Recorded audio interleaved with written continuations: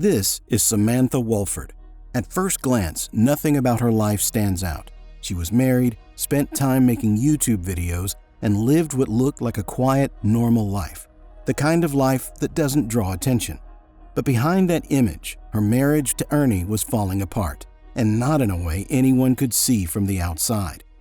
Investigators would later allege that Samantha had already crossed a line most people never even think about. Instead of leaving, instead of walking away, she was quietly building a plan that involved other people, and ended with her husband disappearing. Then came the call.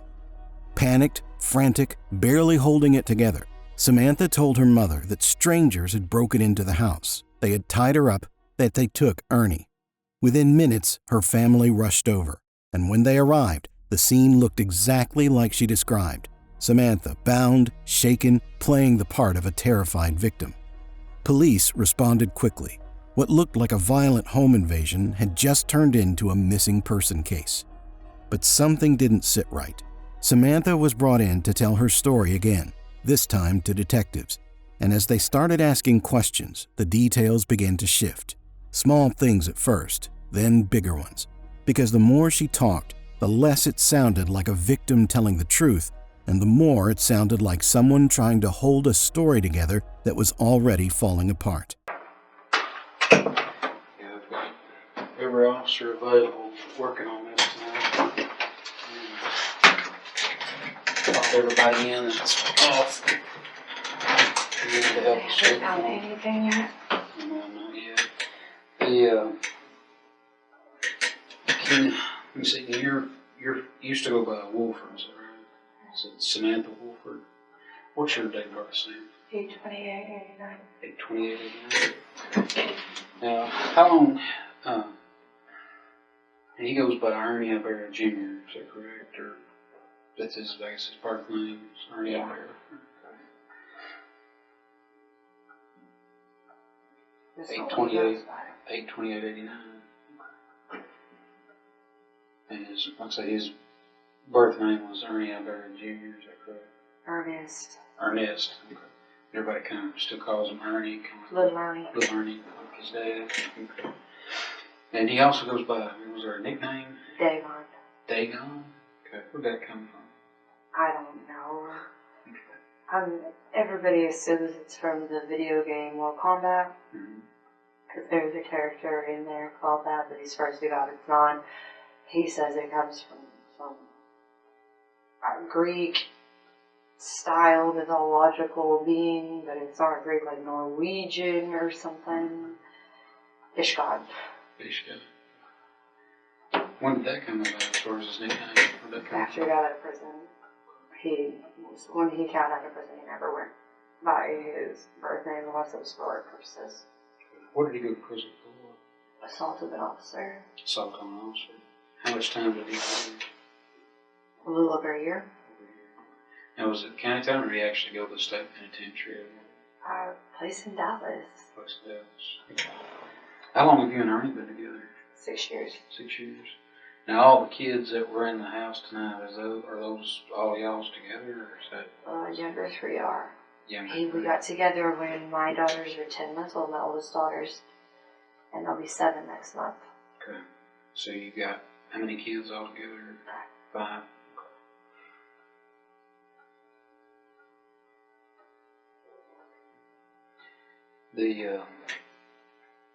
Y'all been together about 6 years or whatever. Okay. I know there was an incident. I guess it was last year sometime where y'all had gotten into an argument, got into a fight, and he had assaulted you.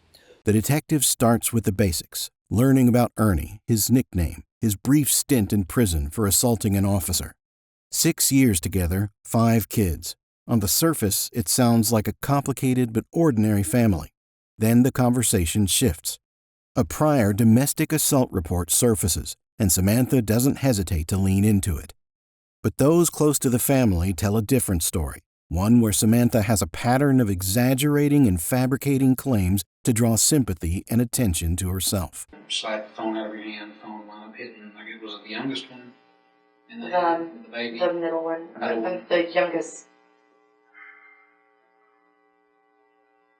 It was the brother to the twin. I keep wanting to say youngest because I guess that was you. Yeah.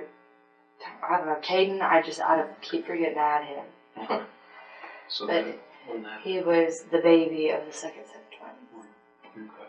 So I remember that was kind of a rough time there when y'all were going through that, when he assaulted you. Yeah. And we'd gotten a protective order for you against him to keep him away from you and everything. And so I'm guessing y'all had made up with him and gotten back together. Mm-hmm. How long after that assault happened did y'all get back together? A few weeks after the emergency protective order actually was lifted. Okay. In the meantime, he found out from some judge that he could call me. Mm-hmm. So he had started calling me, which I told you that. Yes, ma'am. He can continue calling me, asking what my demands were, what he had to do to even remotely have me consider him being back in the house with us. I told me to take anger management and get help. He went through all of the anger management courses. He completed those on a certificate, took those up to the judge. Off and on, we Skyped, and things seemed better, and so the first time I actually got to see him, it was kind of a sporadic thing. I would let him come out maybe spend the night, try again in a few days, and just, so for the first 2 weeks or something, I just kind of wanted to feel out how he was acting, and sure. Then he came home. Did y'all have any other problems going on in that time frame? Other than just kind of, he's working 2 jobs, and that's stressful enough, and he wants to come in and gripe at me and pick at me. Sure. Just typical, nothing bad. Sure. So there hadn't been anything else going on as far as, I know you said something about you thought he might have been messing around on you. He just randomly started coming home late within the last few weeks. Right. Every day he's home late. Well, I remember back when that assault happened back in 2014, if my memory serves me correct, that he'd been out at a party or a bachelor's party. Yeah, this was not late like that. Right. I mean, it was back in 2014 that he'd been out at a bachelor party. Crowded his dad's house. Yeah, and was possibly cheating on you, messing around, and that's what that argument started over. And he wound up assaulting you and knocking the phone out of your hand, which in turn hit the baby in the head. That's what all that had stemmed from all that. Has there been anything else going on as far as anything else make you would think he might be cheating on you? Other than him just being home late, he gives me access to his phone, his email. He completely, I swear to God, saying there's nothing going on, but why are you home late every night? What's your good instinct? So far, I mean, it's back there in my mind saying that, yeah, I kind of thought that was the case, but there's no evidence to show that it was. Not like back when that happened, which, of course, after that happens, that's going to be my first shooting. He's already done it once, doing it again. But this time, I feel like there's something he hasn't been telling me, but I don't know what. What's your gut feeling tell you? I think it's something to do with his dad. What do you think would be going on with that? I hate, and I'm usually right, and I hate that, but his dad has a problem with getting involved in things that he don't need to be getting involved with. Such as? Samantha explains that after the assault, Ernie worked hard to win her back. Anger management, certificates, calls to the judge, and it seemed to work. But now, weeks before his murder, she says he'd been coming home late every night. When pressed for a reason, Samantha points the finger at Ernie's father, suggesting shady ties to drug dealers. Investigators followed up and found that lead went nowhere. Just another misdirection from a woman who always seemed to have someone else to blame. He's brought drug addicts to my house. I know for a fact. Like, they are drugged out of their mind. They stop by for a minute.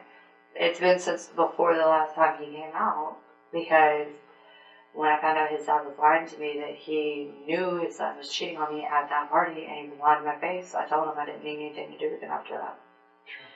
So he hadn't been back around. Other than he stopped by like 2 weeks ago for about 10 minutes because he called his son, which is another reason I think it's something to do with his dad. He called his son on a day off. He works at Little Caesars on weekends. One of the reasons he was home late is he had to go up to Little Caesars to pick his dad a pizza up. He didn't even work tonight. Yeah, well, Dad was hungry. So you left job A, went by job B, that you don't even work today, had to make your dad a pizza, and what, take it out to his house? No. And then it was dropped, and then I was like, why is there a vehicle pulling in to drop? And it was his dad.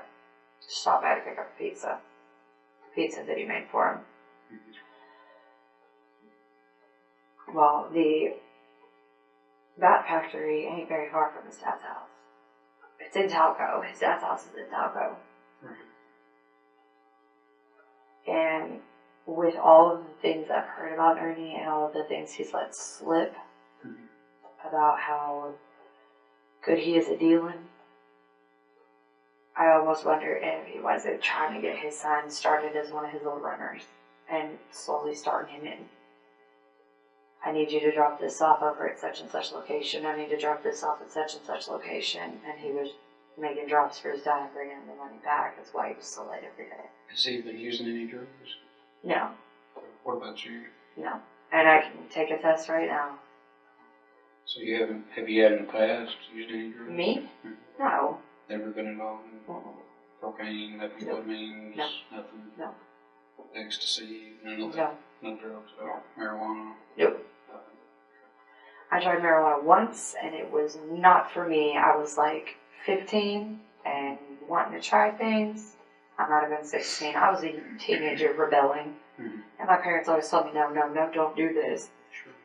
And the feeling it gave me that I'm not in control of myself feeling, I haven't touched a single thing since. Samantha keeps building her case against Ernie's father.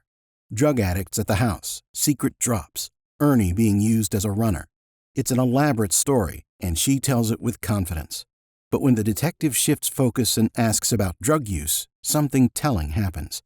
A simple yes or no question becomes a lengthy detour about Samantha's one teenage experience with marijuana.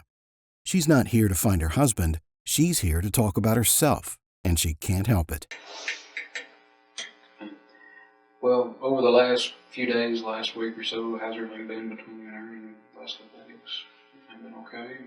Other than and I've basically just ignored the fact that he comes home late and not said anything because I don't want to sit and argue with him about it, or I don't want him to feel like I'm attacking him. Other than him coming in with typical work stresses, he was late to work, so he had a bad day at work, and he comes in a bad mood, and dinner's running a little late, so he's snippy. But just typical spouse things, nothing. What about those severe. finances? Everything going? Finances have been great. Things okay with that? Yeah. Not behind on anything? Mm-hmm. Okay. Of course, obviously, you understand when something like this happens involving a spouse. Obviously, I'm sure you've seen the news. You've seen deals when a wife goes missing, you look at the husband, or vice versa. Look at the wife. If the husband's missing, we look at start with their inner core people, family, friends, all that, and then start working our way out. To make sure that rule all them out first to make sure that they're. Well, I mean, you've got my family here. You can ask them. My mom talks to me every single day. Mm-hmm. She knows every fight we have, and she also tells me how freaking retarded and funny we are. Mm-hmm. So. Okay. Well, walk me through today, or yesterday morning when you. What was your routine yesterday when you got up? Yesterday, God, it seems like so long. Oh, like. Yeah. Like it's 6 a.m. now. Yes, ma'am. Yeah, well, it's like Thursday morning, which was yesterday. I got up. Mm-hmm. Things were fine. Kids were in bed because I'm homeschooling them now. I let them get up. I asked Harley to go get her something to eat because I just bought a bunch of little handheld things that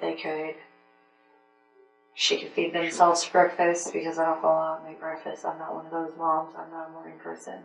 I go and make lunch. Breakfast, if you wake up early enough for it, it's not going to be homemade hey, let's go all out. So I told her to go down and get something for breakfast. All the other kids was asleep. It was just her awake. She said that she'd be right back. She went downstairs. She got this box of these little crunchy raisins. I didn't try any, so I don't know why they were crunchy. That's what the box said.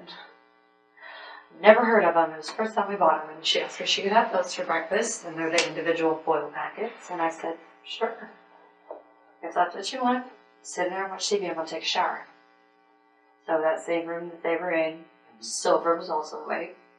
While I'm taking a shower, she comes running in there, tattling on her sister. She went in the fridge and got in the Jell-O. So I had to be mean mom and yell and throw a fit. And then I told them they need to start getting ready. And they started getting dressed because a friend of mine had a baby. And I got them all ready to go. Socks, shoes, jackets, etc., etc. It never takes less than an hour to get out of the house. Got them all ready to go. Loaded them up in the car. Went to the hospital. Hung out with her for a while. She had a friend up there with her. And her mother is being crazy right now. And she's released tomorrow. And she'd had her mother's truck there with her. And she was being released tomorrow morning, or I guess today sometime. And she started crying because her mom came and took the truck, and she had no idea how she was going to get home. I told her, have your friend drive me home and drop me off, keep my vehicle here, get a ride home, and bring my vehicle back when they get you home, or swing by and pick me up on the way, and then I can drop you off and come back. But I got to get home. She ended up being pretty upset that I had to leave her up there because she's having a lot of problems with her baby's daddy and stuff. I came home, we watched some TV, we ate, no big deal, no fighting, everything was normal. He was actually in a really great mood. It wasn't even like, he told me 5 minutes late to work. And usually that sets his whole day to be hell. Because he's, I guess, been walking a thread line with them on being late and things, and so that sets his whole day then. And so he's in a pissy mood all day. And he was actually in a really good mood. We have this app we play together. I have it on my phone, he has it on his phone. We sat and played on our app together. I make cosmetics. I started making eyeshadows and stuff, so I did that. And he read a book, which, unless the nightstand got messed up and the whole 9 yards, should still be there, sitting on the nightstand. Open to the page, like, folded down the way he had it. And then he said he had to get in bed because he had to work both jobs today. And that, so we went to bed. He went to bed. I was trying to find a remote so that I could watch Vampire Diaries because I'm highly addicted to that show. I ended up not able to find the remote. He had his head all covered up and I thought, asleep. He pulled his head out from under the covers and was like, I can't sleep. Why? Because I can't stop thinking. Well, what about? What's going on? I want you. I'm not going to be able to sleep until I can. So we had sex. Samantha walks the detective through her day, the kids, a hospital visit for a friend, a normal evening at home. Ernie was in a good mood. They played games. She made cosmetics. He read a book. And then, hours before the men she'd hired would come to kill him, Samantha says she couldn't sleep, so they had sex. For most people, that would be unthinkable. For Samantha, it was just one final act of manipulation to keep him calm before the end. I rinsed off in the shower. I dried up with a towel, threw a shirt on and my pajama pants, and went to bed and woke up to all that chaos. So it was a perfectly normal day. There was nothing out of the... He was late home from work, but other than that, there would be nothing that lately that's become normal. And I don't even know, like I said, he said, usually it's always in Hastings, he told me that at 2:30, which is an hour before he's supposed to get off work, the design he had made for this new bat had been like 1/8 of an inch off, so it was going to cut part of the design off, and then when they shifted it on the bat, it looked completely wrong, so he had to completely redo it. Could be just some big, long, elaborate lie, or it could be perfectly true, I don't know, but he didn't make it home until like 5:40. But lately, that's fairly normal. Now, after you went out at 6, now got a shower, went to bed, were the kids already asleep? Yeah, they're already asleep. They're already asleep, okay. You remember about what time it was when you went to bed? I looked over at the clock and it was like 12:01, and I was like, yeah, you've got to get to bed because you have to be up in 5.5 hours. Sure. And you remember about how long after it was when that happened, when you got woke up with whoever it was in the room? I don't know how long they were there, but I do have where I called my mother with my face on my phone. So when you were laying there in bed, you and Ernie there on the bed, in the far bedroom back there, what's your first memory of what's going on? What's happening? Well, I took an Ambien, so it makes it a little harder for me to wake up. And I have a prescription with me if you want to see that. But when I can't sleep, it's supposed to shut your brain down so you can go to sleep, but also make it to where you can wake up fairly easy. Of course. I remember at some point, it was a little after 1, I saw the clock, maybe on my phone. So it's still pretty foggy because it's fairly early to wake up after taking a sleeping pill. Somebody jerking the blankets down, which startled me. And then something being pressed against my throat, and they grabbed me by the hair and started jerking me out of bed. I, at that point, wasn't even aware of what was going on with him until he already had me slammed face down on the ground and was tying my hands together. And I rolled my head and looked to the side and could see some commotion going on, but it was pitch black. Samantha describes being jolted awake, blankets ripped back, something pressed to her throat, dragged out of bed by her hair and slammed face down on the floor. It sounds terrifying, but the way she tells it doesn't. There's no trembling, no breaking voice, no raw emotion. Just a calm, practiced account delivered like she's reading from a script, because she likely was. The detective listens carefully, already sensing something is very wrong, but not yet ready to show his hand. And they were all wearing black. Could you tell if they had anything where they were able to see with, or how they were able to move? One of them had, I don't know if it was attached to their gloves, because they were all wearing gloves. I don't know if it was like a mechanism that was attached to a glove, or one of those little like headlight things wrapped around their hand, or a flashlight. And it sounds crazy, but it seemed like his hand was open and he had a little bit of light coming, because it was like a little mini flashlight. It was small. I don't think he had a cell phone in his hand, because if I am remembering perfectly correctly, I feel like his hand was open and it still had light. So I don't know if it was something that was attached to his jacket, but that's how they were seeing.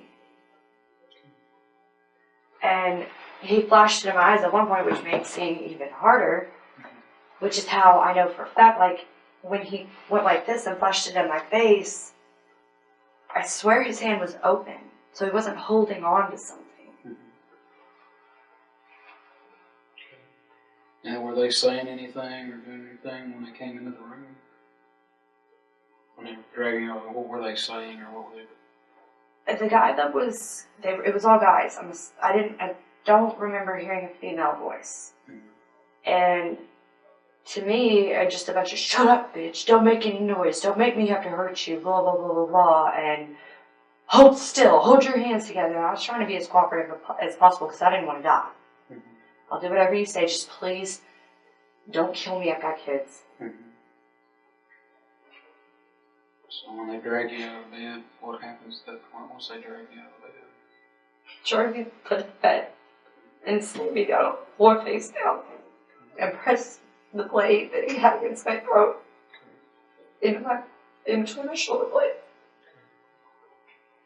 And when I saw him tying my hands, there's a bunch of fighting going on, and I can't tell who's who or what's going on, just that there's other commotion going on, so I knew that they woke up. And then somebody that was dealing with him said, "Get the fuck out of here, get the fuck out of here." And that's when he dragged me over, not far from the kids' bedroom. And I was praying to God, they never went over there and realized there was any kids in the house. And they kept hitting him, Every time I kept tying things around his head because my eyes were adjusting at this point. And I'm able to see more. And what they were wrapping around his face was white. And they just kept wrapping around his face over and over. So basically, like, this part of his face down was completely wrapped up. I don't even know if he was able to breathe. I know that when they wanted an answer from him, they jerked it down like this. But before that, I don't even know if he was able to breathe. And they caught his hands on his back. And I don't know what they used to do that. I didn't see. And then they got him down the stairs and left me upstairs with a guy holding a blade on me. And I could hear him hitting him in the living room and yelling, but I couldn't tell what was being said. And then they told them to bring me down. And that's when he brought me down. And it was like they were just using me as a tool to taunt him so that he would talk, and I don't even know about what. What kind of questions were they asking? Tell me what you know. Tell me what you know. I know that you know. But they would never let on to what. And then that's when his dad got brought up. He had one of ours put behind bars, so now I'm taking his. Samantha's story grows more detailed. Men dressed in black, gloves, a small flashlight, a blade pressed to her throat. She describes Ernie being beaten, his face wrapped in white, dragged downstairs while she's held at knife point. It's vivid and dramatic. Then she mentions something she hadn't brought up before, that his father's name came up during the attack, a convenient detail dropped late. The detective notices. Real victims recall the most shocking details first. Samantha is feeding the story piece by piece, hoping he'll follow her lead. He doesn't. And they made him tell him where his ID was. And they pushed the blade in real deep in my throat and said, "Is he telling the truth? Is it long the truck?" It is. I promise you never take it out of the truck. Please don't kill me. It's in the truck, I promise. And they went out to his truck to make sure they had the right house. And they asked him who I was, and he said I was his wife. And they said, "So she's just married into your family. She's not actually bled your family." And he said, "No, that's my wife." They said, "Do you want us to have to kill her too?" And he said, "No, please don't. How are my kids?" And they hit him in the mouth. "Are my kids okay?" And they hit him in the mouth, and he said, "We wouldn't fucking touch a child." And it flew out of his mouth. I don't know if it was a tooth or if it was just spit or blood. Something flew out of his mouth because they had the lights on down there. And that's when they started cutting my clothes off and making me stand in front of him naked. And it just felt like they were just using me to taunt him. And then when they made me go outside to tell him bye, I just knew they were going to shoot him right there. They had him in the execution position on his knees. I never heard a gunshot. But they took me back upstairs before they left. So when did they start tying you up? Samantha describes Ernie pleading for her life, getting struck in the mouth, something flying out. She's stripped in front of him, used as a tool to break him down, then forced to say goodbye as he's put on his knees in what she describes as an execution position. It's an almost cinematic level of detail, almost too cinematic, because despite all of it, the questions investigators really need answered are still going unanswered. As soon as they got me out of the bed, what all did they do? What all did they tie up when they got you out of the bed? they wrapped it around my mouth and tied my hands behind my back. They didn't tie my legs together until right before they left me there. right before I had to wobble over to get my phone. Because they were forcing me to walk and things on my own and just helping me steady myself because I couldn't catch myself. My hands were tied behind my back. My mouth was tied. I'm surprised it didn't split my mouth. It was tied so tight. She didn't recognize the voice. I tried listening to everything. They forced him to tell me not to call the police. And he said, don't call the police. And they punched him in the mouth with the gun. And said, that's not what I said for you to tell you. He said, please tell me what to say again. Please just repeat it. So they repeated it, and I couldn't understand what they were saying because they were so close to his face and growling in his ear. And he said, Sam, don't call the police. I don't care what happens. Don't call the police because they'll come back and they'll kill all the kids. Promise me. And he was screaming at me, and I was like, I promise. And that's when they took me back upstairs. And there was a bunch more yelling and cussing, and I couldn't understand any of it. Once they took me upstairs, I couldn't understand what they were saying. Other than every once in a while, I would pick up Ernie's name. And anybody that knows little Ernie, unless it's his family, doesn't call him Ernie. They call him Dagar. And when they were leaving, did you hear a vehicle? I didn't hear a vehicle. I didn't see a vehicle. I thought they would steal his truck. And then I would be able to get it tracked that way. Because I never saw a vehicle at all. Okay, you didn't hear anyone leave or anything? No. When I called my mom, I was terrified they were going to come back in. I hung up on her like twice because they did come back in the house rummaging around and digging through stuff. But I never heard or saw a vehicle until Brett showed up. That was the first vehicle I heard. So I don't know if they were close by or if they just parked a few roads over and carried him there. I don't know. What was he wearing when y'all went to bed? He had any clothes on? He had his boxers on and he said, I need something to drink. What about you? I was like, oh, that would be so great. And so he put on his jeans that he had been wearing that day. And he went downstairs. And he came back up. And he sat down, he handed me my soda. And we sat and we drank the soda and smoked a cigarette. So it was probably 12:15, 12:20 before we actually laid down and turned the lights out. He handed me his phone and he was like, I have these hunts on my phone that you can do. And I was like, that sounds really, really good. This is an app that's pretty elaborate that we play. He was like, I haven't done any of them. You can play those. I know, because my phone got stolen last week. So mine's like locked in transition. I've contacted support, but I can't play.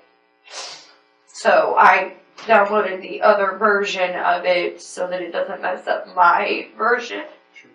And so I played that while he's playing that, but I saved all my hunts so you could do those at least.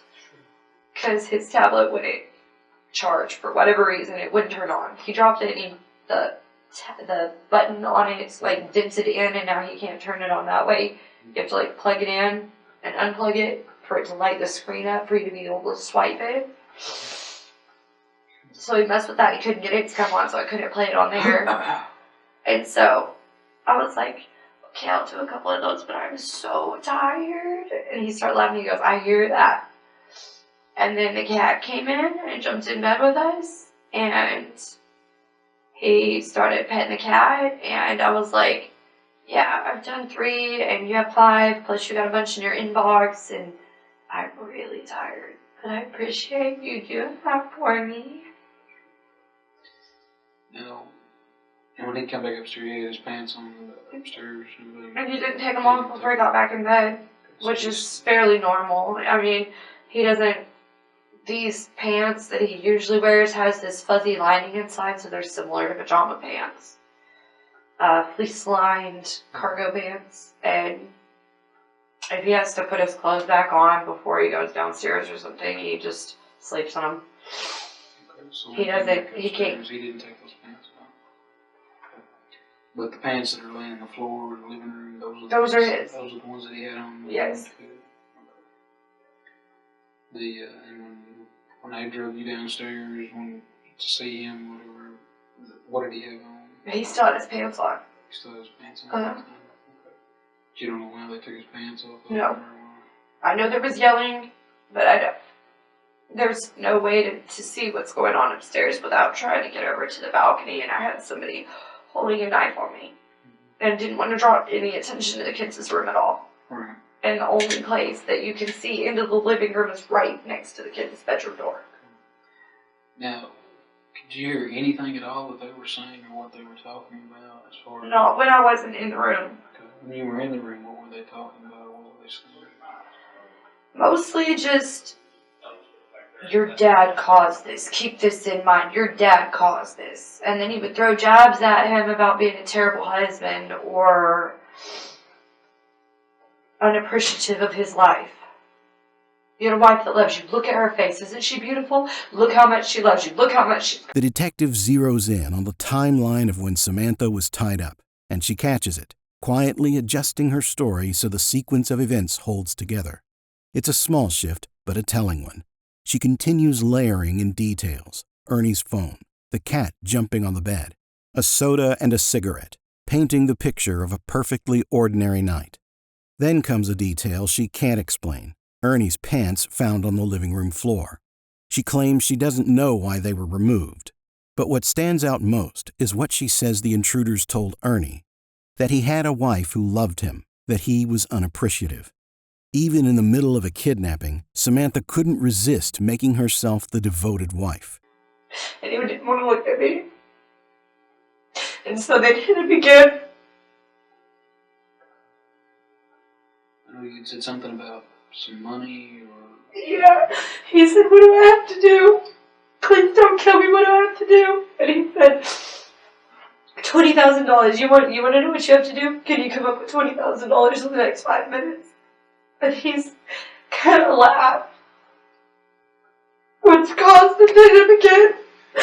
And he said, no, I can't come up with $20,000 in 5 minutes. You can take my track. You can take whatever's in my wallet. I don't have much. But it's the only thing that's worth value I've got.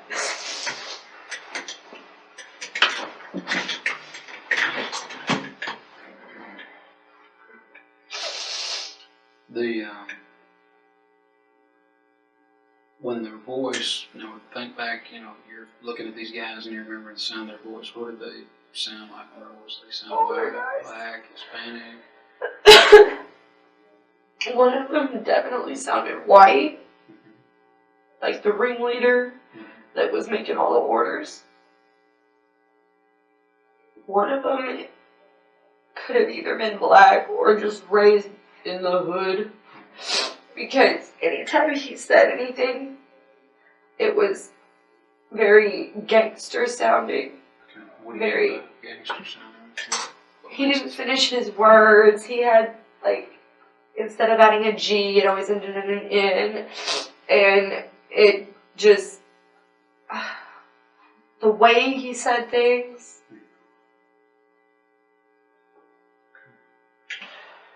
I know you'd said when they had a handgun. Yeah. And then the other two had box knives. Okay. And I think one of them they may have stolen off his pants because it was like a red folding blade knife that he buys like crazy. If he loses one at work, he goes and buys another one because he's a fan of them. They got a locking blade and you can't open them unless you know how to do it. So the kids couldn't hurt themselves on it if they got it off of his pants. And he always kept them on his pants because he had to open boxes and things at work. And God, I used it for everything. I'd hit, hey, toss me in the half. And it just turned into his typical pocket knife. And the guy that sawed his hair off and threw it in the floor was using a red knife exactly like that. So I don't know if they brought it or if they stole it. Now, what did the handgun look like? It was just black. I don't know anything about guns. Do you know the difference between like a revolver and an automatic? Oh, it was definitely like a police pistol. It was whatever those are. Semi-automatics. It wasn't a... It was small, barely bigger than his hand. He was a big guy, so I don't really know if that's a normal sized gun and he just has large hands or... Where did they have Ernie Where was he at down when y'all were downstairs? Where did they have him? No, right Kitchen? beside the hardwood floor in the living room. Okay. Right there close to the front door? Yeah. Okay. Over close to And they had me standing in the doorway when they cut my clothes off.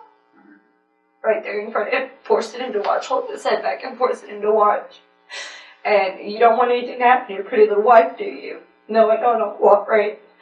And they forced me to come and kneel down in front of him, like shove me down onto my knees. So we were face to face. I was on the hardwood floor, he was on the carpet. What were they saying when you had... That's when they were asking him about the money and when he asked about the kids, because now I'm here in the living room with him. So he asked about the kids, and that's when they hit him in the face, and it looked like they knocked a tooth out. It was when I was right there face to face that I got the majority of what they were saying. Now, where was he in the living room when they were hitting him, striking him in the face? Right there, close to the door, on his knees. So was he one was holding him, and the other one was hitting him. Over by the couch, or over by the fireplace? Or no, closer to the door, like, not far from where his hair was. Because the guy pulled his hair up, sawed it off, and dropped it beside him. Right beside Dagon. So that's where you saw him? Pretty much where he was, and that's where I saw them hitting in the face with the pistol.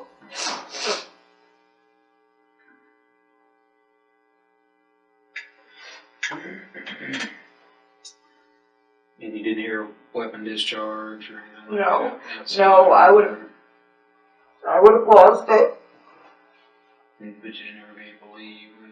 I never heard a vehicle at all until Brett showed up. Doors slamming, anything like that? No, not except when they sent the other guy that had been holding a knife on me out to check and see if his ID did say that he was already at Vera. So they didn't know him on site? No. So that's when they kept asking him? That's when they kept asking him and making him tell him his name and ask my name and even ask him where his ID was because they wanted to make sure they had the right person. So it wasn't anybody we knew at all. They forced him to show his ID. Like I said, when I was talking about earlier about, we have to, look at close friends, family, things like that first to try to get a line on things. One of the things I need to do, obviously, I'm going to need to take some pictures, where they were holding it to your neck and your wrist. It was on this side. Where they held the knife. He slapped me in the face on this side, but my hand said it didn't bruise or anything. Definitely felt like it should have rang my bell. Okay. Like I said, what I'll need to do is just take some pictures of your hands where they bound you and your legs where they bound you and right there on your neck and everything on that. One of the other things also that I need to do, like I said, we just have to do everything we can to rule everybody out first also, is I need to do, just check your hands, make sure there's not any blood or anything on your hands. Not anything on the jewelry or anything like that. No injuries, marks, cuts, or anything. Okay. Another thing, what I'll need to do is, since there was a handgun that you said that was involved in that, I need to do what's called a GSR test, which is a gunshot residue kit. Just check your hands, make sure you I've never held a gun in my life, so. Okay. Well, what I'll need to do, would you be willing to consent to that? Yes. Just let me test you. Whatever it takes to get him found, I don't care. Okay.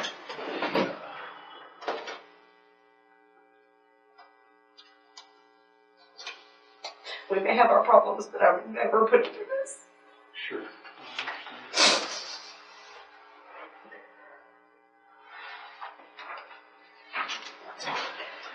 What does the GSR test do? What it does is just check your hands to make sure that you don't have any gunshot residue. Well, yeah, but what, do you put something on that changes color? No, what it's actually a kit that I had to actually take and then I sent it to the lab and they'll tell me if there was, if you handled a gun. I thought it put like some kind of a blue light on TV anyway. Right. Yeah, it's a little bit different from TV. Other things. Okay. What this is here, so this is what's called an authorization to release information or to gain for the GSR kit there. And so you're full name Samantha Wohlford. Is that correct? Yeah, I haven't had my ID switched yet, but it's hyphen Ibera. And your Wohlford is spelled W-O-H. H-O. F-O-R-B. And then hyphen Ibera. Okay. I-B-A-R-R-A. Yes. What's your birthday? 8/28/89.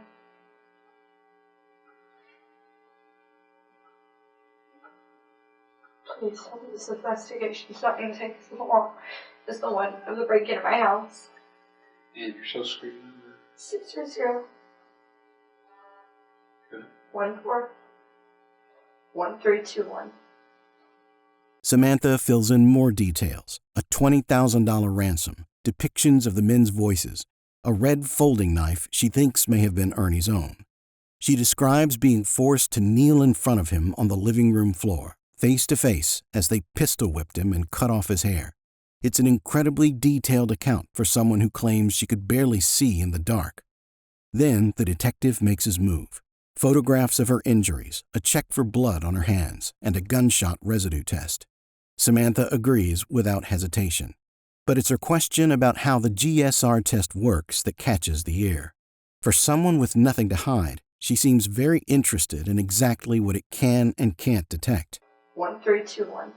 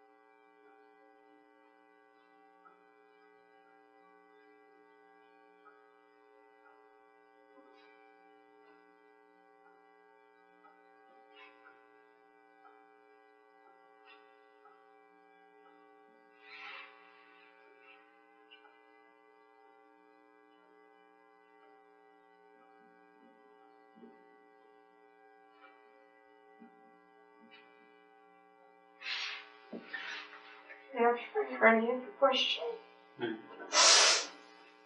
Are you gonna have to bring Ernie in for questioning? Yes, ma'am. We need to speak with everybody we can to find out what's going on as far as what's happening to them.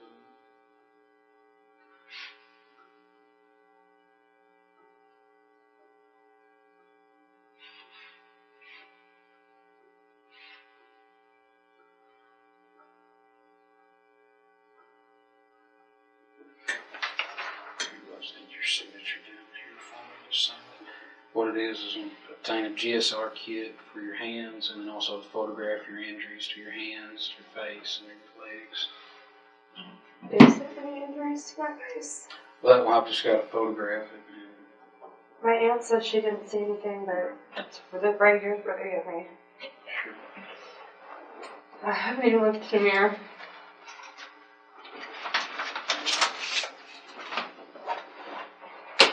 Here's where you can see what they had in the top. My mouth. But they had my ankle down over the top of pants, so I'm sure it really didn't do anything.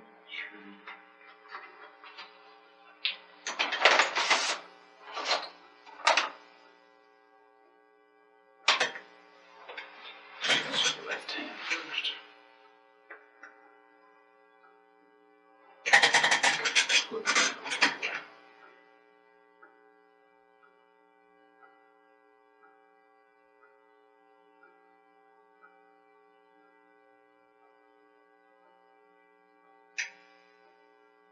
Are you right-handed or left-handed?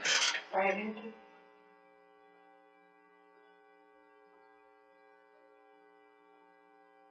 The guy that was holding the gun told me in his left hand.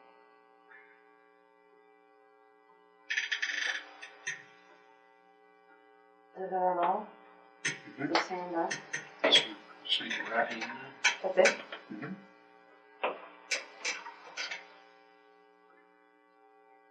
Do you need to do any of that blue liquidy thing on my jewelry to see if there's any blood in it?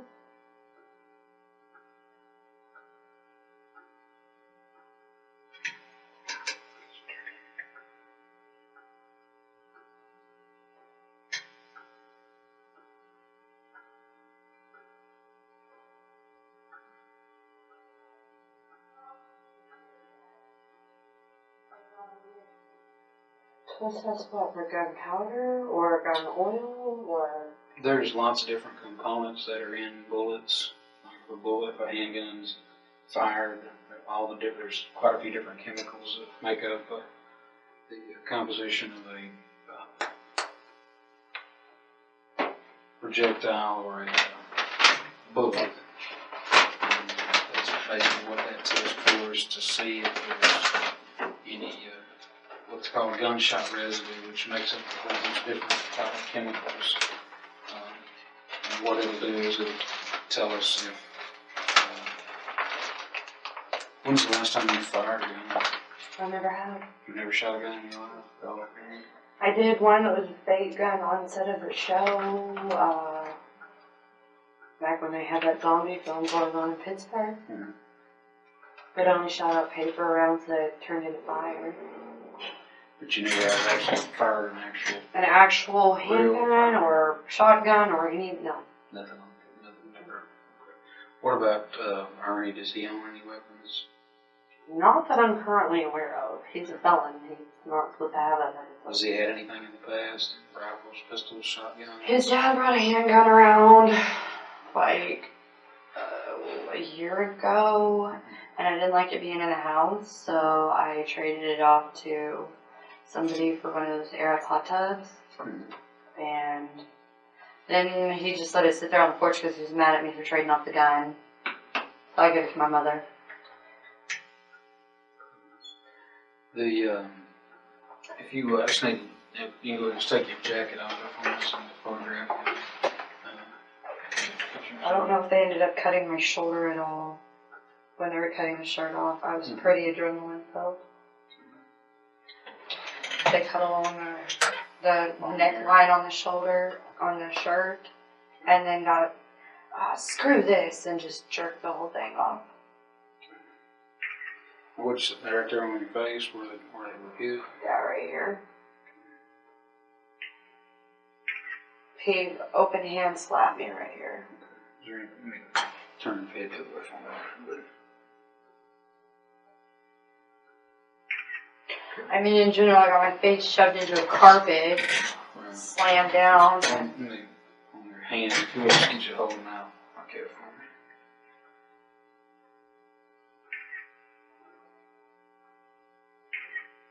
Okay, and then look at it one at a time.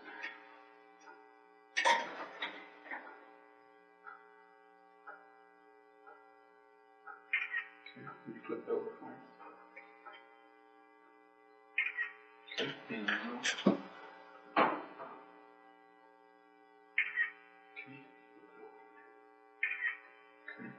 what about It looks like they winding cut me. What about your legs? Where did they bind you? Up high, down low? No, right around my entire shin area. Is there any marks on your legs or anything? No. It was a wide,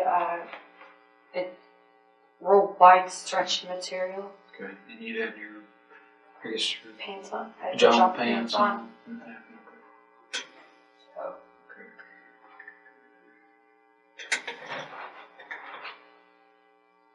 It was double knotted, but after I had my hands unbound and stuff, I was able to undo it myself.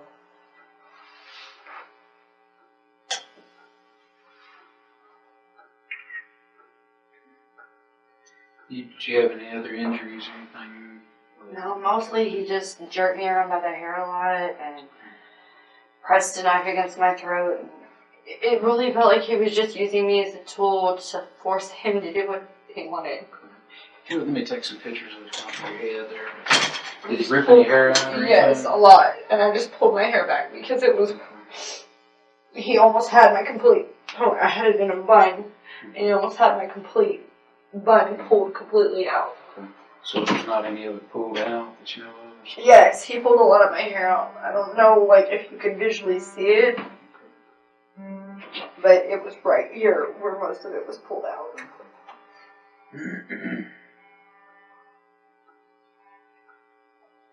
Hello? Yeah? Who is this? Do I tell him? Just tell him I'll call him here. I'm at the sheriff's office right now. The sheriff will call you and let you know what's going on. No. I'm sorry.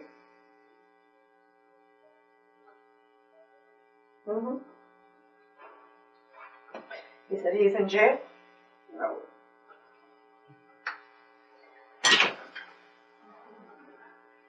Most likely it said it was right here in the center where he kept grabbing and yanking, and yes, he pulled a lot of my hair out. I'm surprised my scalp isn't bleeding.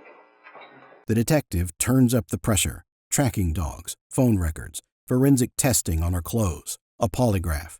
Samantha agrees to all of it, wrapping herself in the appearance of full cooperation. But then she lets something slip. Admitting she'd thought about stabbing him, thought about shooting him. She catches herself, quickly walking it back. The detective asks her directly, over and over, whether she had any involvement. Each time, a firm no. But the cracks are showing.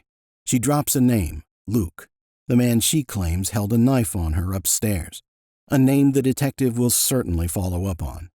As the interview winds down and Samantha is asked to write out a contact list, she sits alone in that room. The architect of her husband's murder, calmly writing down names while investigators close in around her.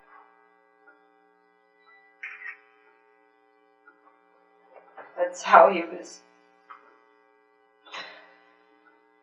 forcing me to go his direction and do what he wanted.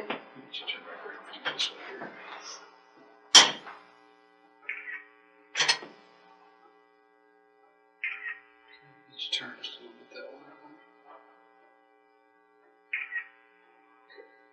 Alright, Here's the pictures.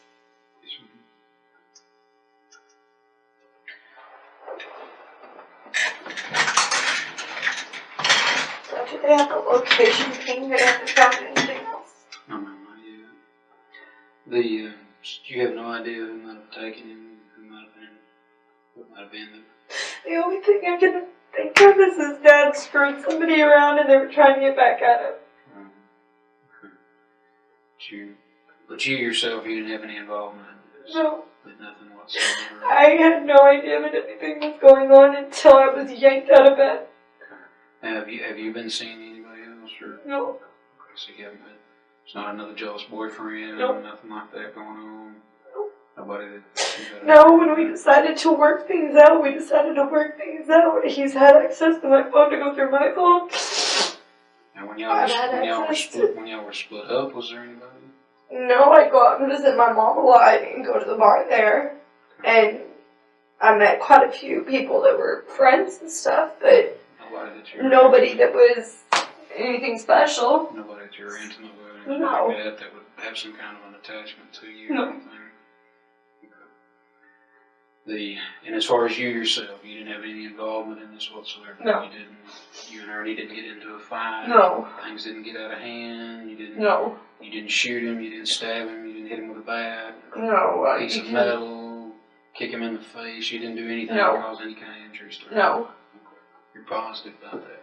Yes. Like I said, if find out anything any different about that. No. Right now, what we've got is, I don't know if you're familiar with what they call tracking dogs. Okay, that track scent and everything. I've got those dogs. They're probably already up at your house right now.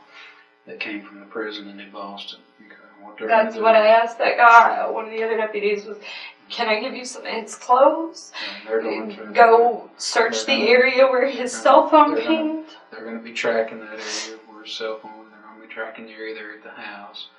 But what I have to make sure from you is that you had absolutely no involvement in this whatsoever. No. Okay, so you two weren't fussing, you weren't fighting, didn't get out of hand, you didn't punch him, kick him, stab him, shoot him, nothing like that. I'm not going to find out anything any different later once we get there, because the deputies, they're out there right now, basically searching your house from top to bottom for every piece of physical evidence that we can find. Anything that'll help them find it. Sure. Well, like I say, that's why I want to make sure, because we're going to be checking your phone records, your family's phone records. Was there anybody in your family that's involved in this? Not that I'm aware of, no. Okay. Not that you're aware of. No. Would there be any reason why any of your family members wouldn't be involved and want to hurt Ernie? Brett's had problems with him in the past, but as far as taking it to the point of kidnapping him, no. So you think, well, obviously you know Brett's boy, so you... I would know Brett, yes. Okay, so very well. So you don't feel like Brett had any No. involvement in this? What about your mom or anybody? Any of them got any problems with Ernie? No. To the point they don't want to do something like They've that? had their little problems or whatever, but nothing that would go to this level, no. And I'm not going to find any kind of evidence to the contrary that you were involved in. What about a polygraph? Would you be willing to take a polygraph? Yes. To prove to me that you had no involvement, no knowledge, no nothing Yes. involved in this? Okay. And like I said, that's probably going to be a possibility, depending on what Sorry, we're... my Facebook's attached to my phone and it vibrates every time somebody makes a status update. I understand. But part of the procedure also, like I said, we're going to be, checking your phone records for the last few months. We're going to find any kind of, establish anything as far as anybody that's involved in this and not connected to your phone? No. Okay. You're sure about that? Yeah, I would recognize a voice that I knew. No, I'm talking about as far as you being involved in your husband's disappearance. No. Okay. So you had absolutely nothing to do with it? No, I had absolutely nothing to do with this. I would not be this cooperative if I did. Well, just because a person is cooperative doesn't mean they didn't do something. Obviously, if someone wants to throw us off... Have I thought about it? Have I thought about stabbing him? Oh, more than once. Okay. Have I thought about shooting him if I had a gun?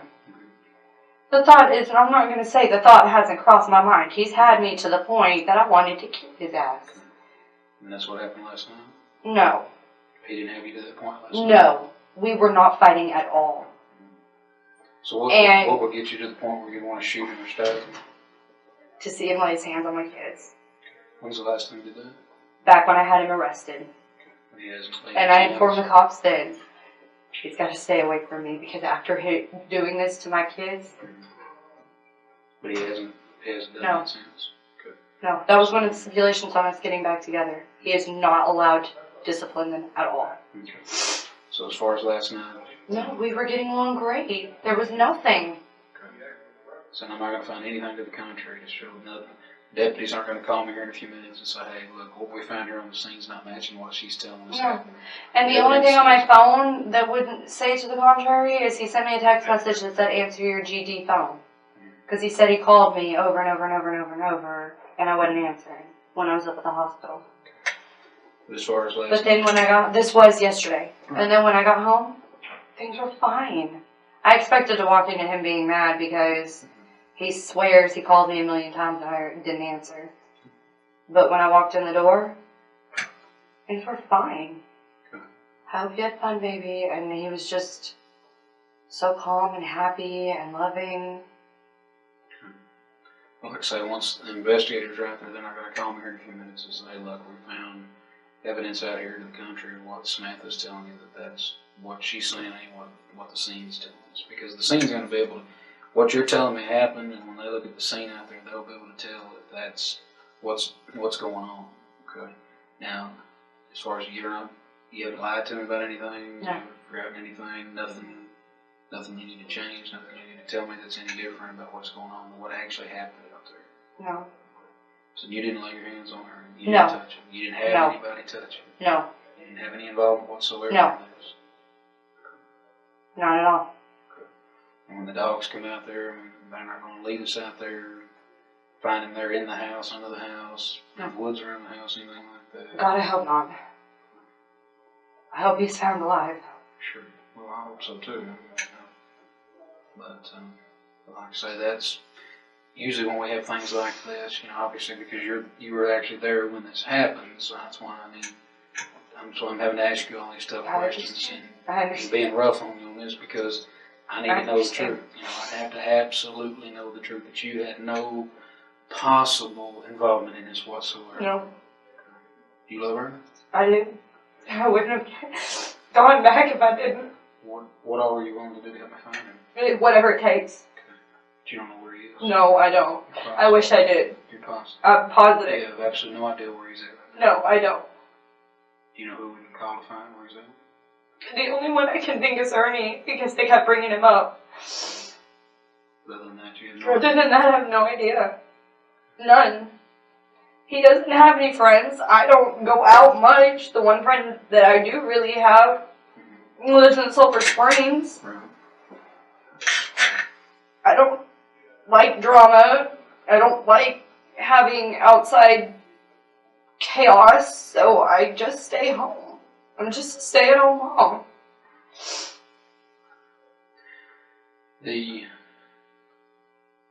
As far as last night, y'all didn't have any kind of fights, no arguments, no nothing. No. Nothing. Nothing to get to this point. No. To where the blood seen there in the living room, the hair being cut off, and blood in the living room, none of that. No. Had absolutely nothing to do with you. No. You're positive. Yes. And the clothing that you had on there, because like I said, we'll have to send your clothes to the lab and have it tested and make sure that, there's no blood on there from him. Anything that's the lab's gonna come back and say, look, what we found on her clothing does not match her statement of what she's saying happened. That's not the case. No, it should be fine. It should be or it will be. I was right there, no, in front of him, nose to nose with him. Right. And they were punching him in the face with a gun. Right. And I understand that. I mean, if you've got some blood on you from that, they'll be able to tell by the way the blood's on you. If it came in sideways, upside down, across you, whatever. Like if you two are right up here like me and you're this close together and they're punching you, hitting you, the way the blood comes on someone, the way we tell the lab what this happens when they examine your clothes and look for blood, gunshot residue, anything, hairs, fibers, whatever type of evidence, when they look at your clothing, they'll be able to tell us, okay, look, this is what we found, based upon the only type of DNA from him that should be able to be found in my clothes would be semen. Okay. And what about the blood? How were you up close with him when they punched him? Yes. Okay, so you think there might be some blood on there? Well, I didn't, inspect for splatter or anything like that. When they jerked me away from him and cut my clothes off, I never touched him again. So it's possible that So there may be. Okay. But is it because I laid my hands on him? No, my hands were tied behind my back. And I'm watching this guy punch him in the face with the guy over and over. Okay. How did that make you feel? Horrible. Okay. So I was hysterically bawling. So it didn't make you feel glad or no. There's some torture in there? No. Because you told me that you felt good about, wanting to stab him, kill him. At some point in time, everybody loses their temper. But have I ever acted out and hurt anybody? No. And you can look at my record on that. I have one count of criminal mischief, and that was because I tossed my keys to somebody and let them use my car. Sure. And they didn't have a license. Now, when they cut your shirt off of you, was it violent, or they just took their time and just... No, well, they jerked it out and started slashing at it with this apparently dull box cutter, and then when it didn't work, ripped it off over my head and threw it to the side. So it wasn't completely cut in half or anything? No, they started cutting like they were going to cut it down or across. And the blade wasn't working, so they said, fuck this shit, and ripped it off over my head. But as far as tonight, you had nothing to do with the disappearance. You don't know who did anything. No. You're positive about that? Yes. So, look me in the face. I need to know the truth. Did you have anything to do with Ernie's disappearance? No. Did you have anything to do with his death tonight? No. Dead? He's dead? I don't know. That's what I'm trying to find out. Yes, if he is dead, no. Do you think he's alive? I hope so. Did you have anything to do with it? No. You had nothing to do with his disappearance? Nothing. If God forbid he is found deceased, did you have anything to do with it? No. Did you hire someone to do it? No. You had nothing, absolutely nothing to do with it? Absolutely nothing. And I'm praying to God that they're just holding him to get at his dad. Yeah, I really, really don't want to have to play the funeral for my husband. Well, like I say, the reason why I'm having to ask you these tough questions is because I need to know. I need to be absolutely... I know that they always look at this house first. I have to be absolutely positively sure you had nothing to do with this. I know. No, wait, no.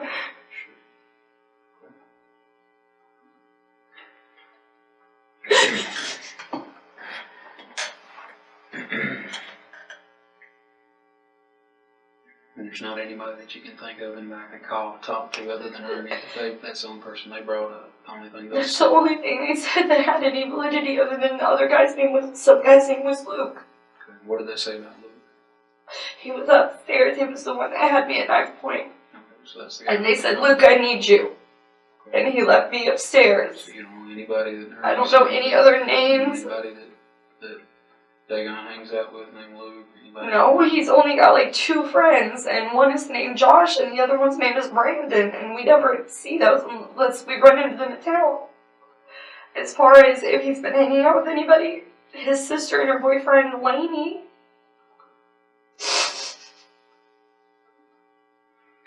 Well, what I need to get you to do for me is just get you to write me out a statement about everything that's... I just did that. When you wrote something out? Yes, I wrote it out to one of the officers. How much of a statement was it? It was a full page. A full page, what happened? Okay. Well, what I need you to do for me is make me a list of everybody, friends, family, contact numbers, his boss, where he works at Little Caesars, his boss where he works at the Talcott Woodcraft. There's like 4 bosses at Little Caesars, everybody's but I don't know. Everybody's name that you can think of, start making me a list of everybody. Where he works at Little Caesars, Woodcraft, his mom, Elaine, numbers, everything that you can think of, okay?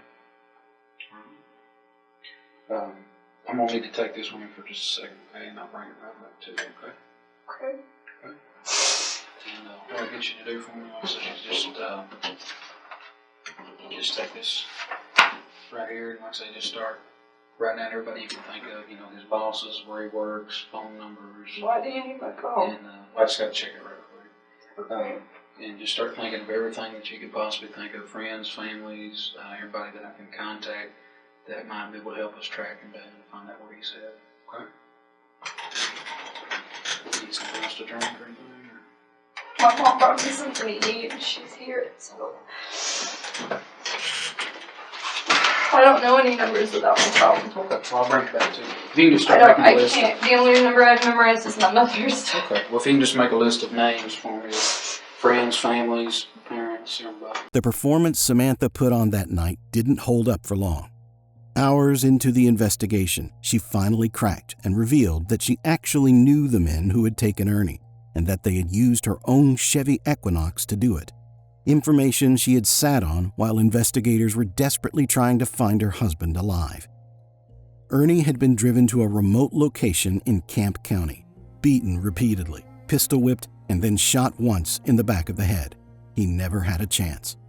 Authorities also uncovered text messages Samantha had sent during the investigation that read, "Kill his phone, shut that shit down, ditch phone, move." The devoted wife, frantically trying to find her husband, was actually trying to help his killers escape. Sanford and Pons pleaded guilty in April 2016 and were each sentenced to 50 years. Octavius Rhymes went to trial later that year and received a combined 93-year sentence. Then it was Samantha's turn. In September 2017, a Camp County jury found Samantha Wohlford guilty of murder and sentenced her to 99 years, to be served consecutively on top of a separate 50-year sentence for aggravated kidnapping. The woman who wanted to be famous got her wish, just not the way she planned. As of today, Samantha Wohlford is serving 149 combined years in prison, while 5 children grow up without either of their parents. And Ernie, the man who worked 2 jobs to keep his family afloat, never got to see any of it.